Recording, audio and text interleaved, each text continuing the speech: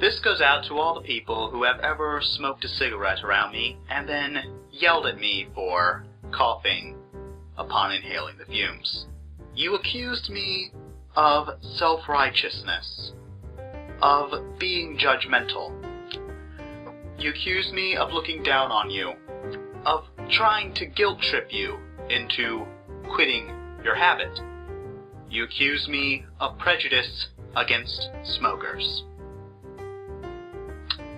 You got me. Yes, I am indeed prejudiced against smokers.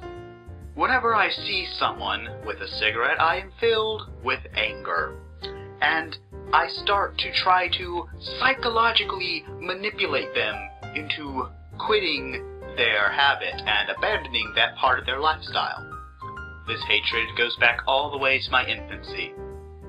For you see, when I was an infant, I intentionally developed asthma, just so I could call out people like you. Yes, it feels so good to finally confess how my problems breathing are merely a symptom of hate.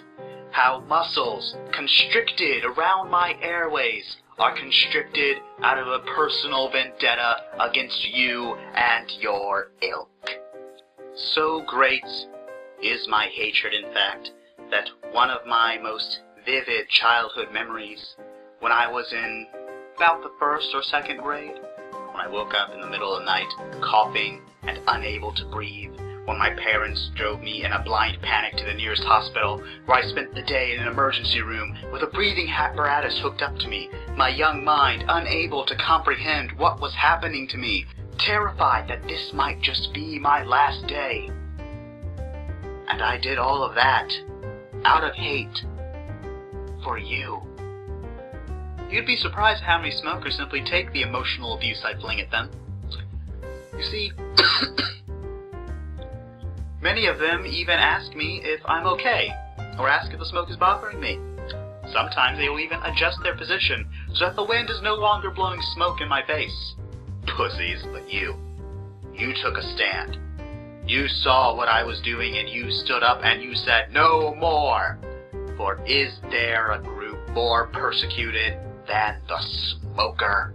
After all, film and television portrays smokers as these scrawny, whiny little dorks who are just so bad at everything, can't even throw a ball. While, of course, people with asthma are always portrayed with these leather jackets as cool and aloof and objects of sexual desire.